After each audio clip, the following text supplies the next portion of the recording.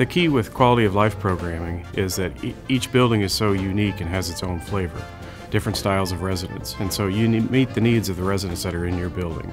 At South, we have a wide variety of resident types, and so I've got to keep a wide variety of programs going. We have anything from, I've got a lending library with books and music and videos, and we have some alert folks that come and use the wireless in our Wii.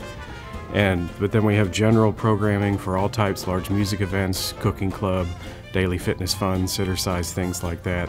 We also have programming geared just for those residents that struggle with dementia. Specific things targeted just for their level, just for their abilities, and we try to have everything in between because we have such a wide variety of residents. Our long-term residents that are with us for a while, we have almost sort of large-scale projects for them, a long time. Civic groups, the Blue Bell ladies, they get together and they have sort of a monthly meeting. They sponsor things like the Guardian Angel program. I have a flower club lady. I have ladies that take care of the front porch, things like that.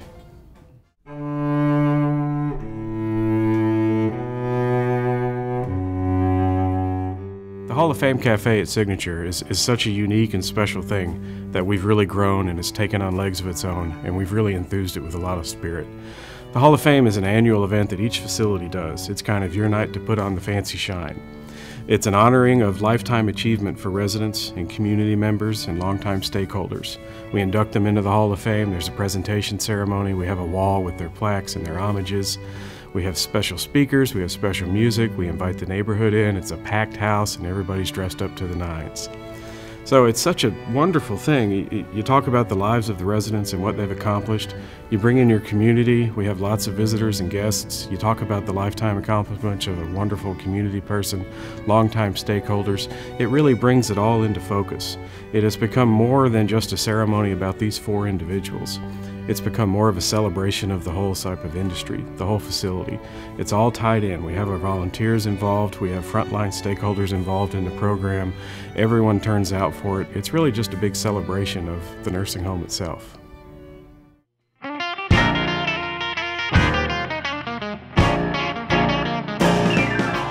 The revolution in Signature is really a new approach, a fresh, unique way of approaching long-term care.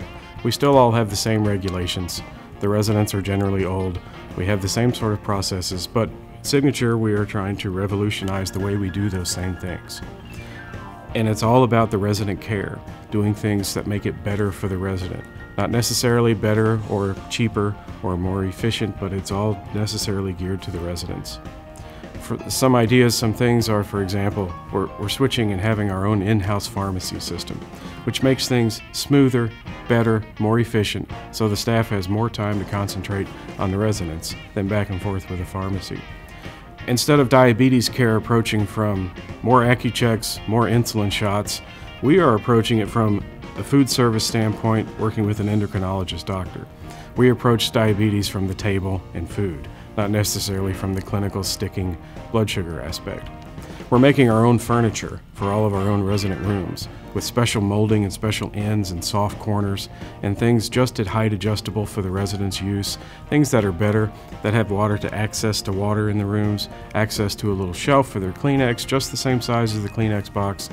All of those things in an effort geared towards doing things a little bit different, so it's just not the same old, same old.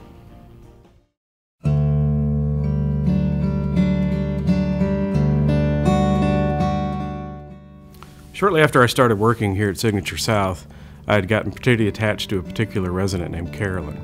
And I'd seen her at activities and in the dining room, and she came out quite a bit. But after a little while, she started being at the door always in the morning when I'd get there, and always at the door when I'd head out in the nighttime. Good morning, Mark. Good night, Mark. Miss Carolyn had a pretty bad stroke, limited use of one side of her body.